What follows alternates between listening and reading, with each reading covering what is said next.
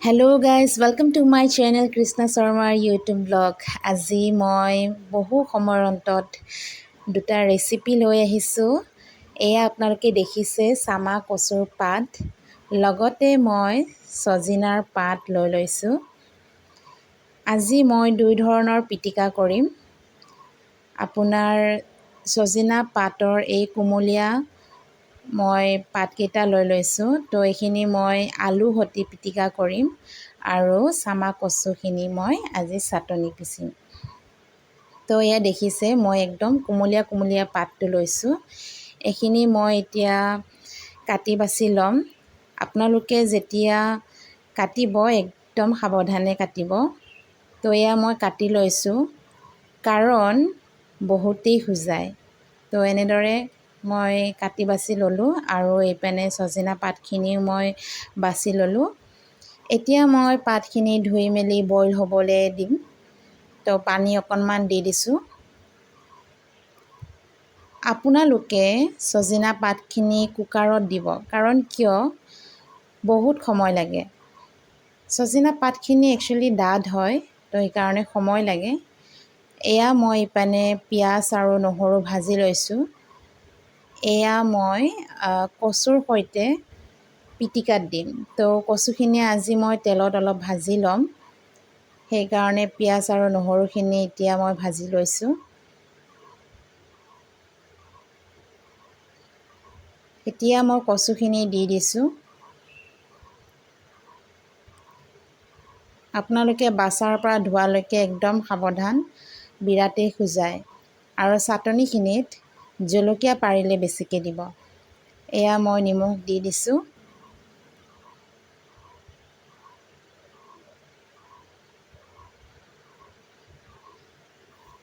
তো এইখিনি মোৰ অকণমান লেৰেলি যাব লাগিব কচুখিনি।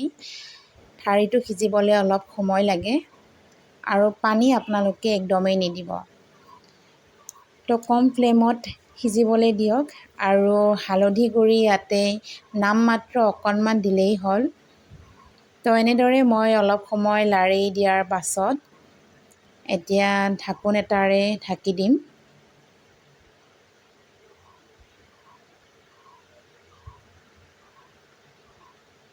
এয়া অলপ সময়ৰ পাছত চাওক, কচু পাতেই সকলোখিনি লেৰেলি গৈছে।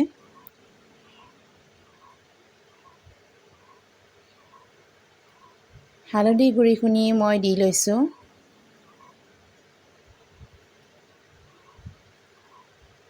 আৰু অলপ সময়ৰ পাছতে এইখিনি ভজা হৈ যাব।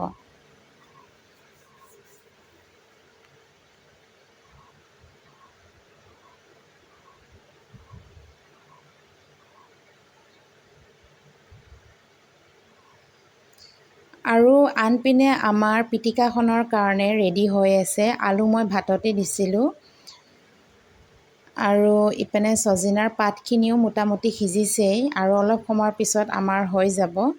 পাতখিনি সিজোঁতে অলপ সময় লাগে, আপোনালোকক সেইকাৰণে কৈছোঁ কুকাৰত দি বইল কৰি ল'ব। তো মই পাতখিনি পানী সতি কাঢ়ি ল'লোঁ। এতিয়া আলুত মই পিঁয়াজ, জলকীয়া আৰু নিমখ সেনেকৈ দি লৈছোঁ। আৰু ইয়াতে মই অকণমান কেঁচা সৰিয়হৰ তেলো দি দিছোঁ আৰু এইপিনে আপোনাৰ ৰেড চিলি পাউডাৰ অকণমান দি দিছোঁ।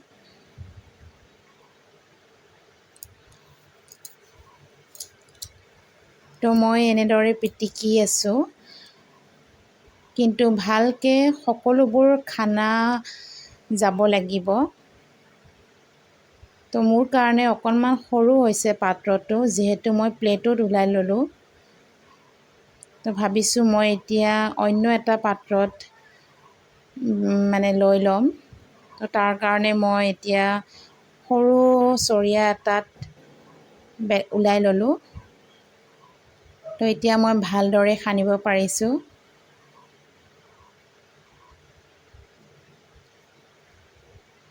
আপোনালোকে এনেদৰে পিটিকা কৰি খাবচোন, ভাল লাগে। তো এয়া আমাৰ হৈছেই পিটিকাখন। আনপিনে আমাৰ এতিয়া চামা কচুৰ এয়া ভাজিখনো হৈ গৈছে।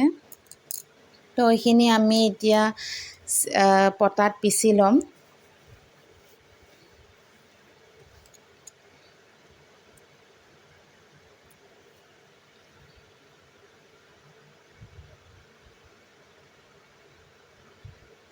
বলক এতিয়া আমি পটাত পিচি ল'ম। এয়া পটাটো মই ধুই লৈছোঁ। পটাত পিছাৰ চাটনিৰ সোৱাদেই বেলেগ নহয় জানো। তো এতিয়া মই গোটেই ভাজি লোৱা এই কচুখিনি পটাটোত পিচি ল'ম। তো এনেদৰে অলপ অলপকৈ মই 3 ভাগ কৰি লৈ চাটনিখিনি পিচি ল'ম। এয়া চাওক, মিহি কৰি মই পিচি লৈছোঁ।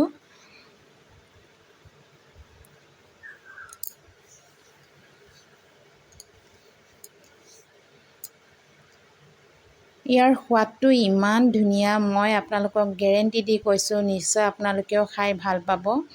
এনেদৰে চামা কচু চাটনি কৰি খাব। আৰু খুজাব বুলি মই খোজোৱাৰ ভয়ত এয়া ভোট জলকীয়া তেল অকণমান দি দিছোঁ।